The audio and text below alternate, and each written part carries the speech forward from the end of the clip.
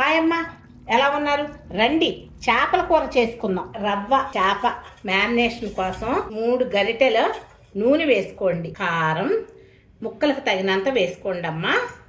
పసుపు అలాగే ఉప్పు వేసి కలిపేయండి. ఇలా బాగా కలిపేయండి. ఈ 4 ముక్కలు ఫ్రైకి ఉంచుతాను, మిగతాది పులుసు పెట్టేసుకుందాం. మూత పెట్టేసి పక్కన పెట్టేసుకుందాము. ఈ రాహు చేప రవ్వ అని కూడా అంటారమ్మా. నూనె వేసాను, తర్వాత ఆవాలు వేసాను. ఆవాలు చిటపటమన్నప్పుడు ఒక్క పెద్ద ఉల్లిపాయ కోసి వేసుకోండి. చేపల కూరలో కొంచెం నూనె ఎక్కువే ఉండాలి. మ్యారినేషన్ లో కూడా కొంచెం వేసాను, ఒకసారి తిప్పేయండి. అలాగే అల్లం వెల్లుల్లిపాయ పేస్ట్ కూడా వేసేయండి, అప్పటికప్పుడు దంచుకున్నది. ఒకసారి తిప్పారు.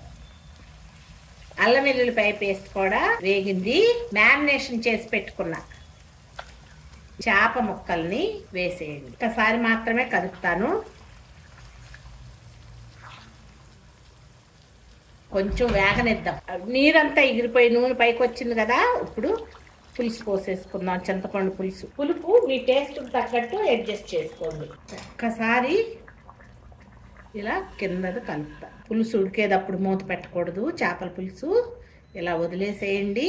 కూరకు సరిపడా ఆవు పిండి, మెంతులు, జీలకర్ర పౌడర్ అలాగే పొడి మసాలా వేసుకోండి.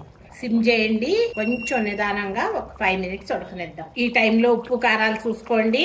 ఈ పచ్చిమిరపకాయలు అన్నంలో తింటే బాగుంటదమ్మా, అందుకని ఈ పచ్చిమిరపకాయలు ఇప్పుడు వేస్తున్నా. కొంచెం ఉడుకుంటాయి. ఇలా ఒకసారి వేసుకొని చూడండి. పచ్చిమిరపకాయలు వేసేద్దాము. అలాగే కమ్మదనం కోసం కరివేపాకు.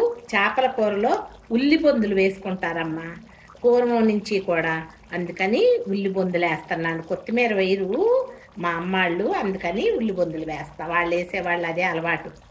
ఈ ఉల్లి బొందులు వేసుకోండి. ఒక్కసారి తిప్పుదాం. ఒక 2 మినిట్స్ తర్వాత ఆఫ్ చేద్దాం. నూనె కొంచెం పైకి రావాలి, అందుకని. నూనె పైకి తేలింది. ఒక్కసారి ఇలా అనుకొని సిమ్ మీద పెట్టే వండానమ్మా. అప్పుడే ఆ కమ్మదానం ఉంటుంది. ఇక ఆఫ్ చేసేస్తా. ఇప్పుడు వడ్డించుకుందాం. కమ్మగా ఒక పచ్చిమిరపకాయ కూడా వేసుకొని వడ్డించుకొని భోంచేసేయండి. టేస్టీగా ఉంటుంది. ఒక్కసారి కొంచెం పచ్చిమిరపకాయ పెట్టుకుందాము.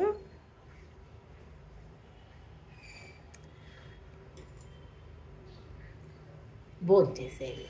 టేస్టీగా ఉంటుంది. ఒకసారి ట్రై చేయండి అమ్మా.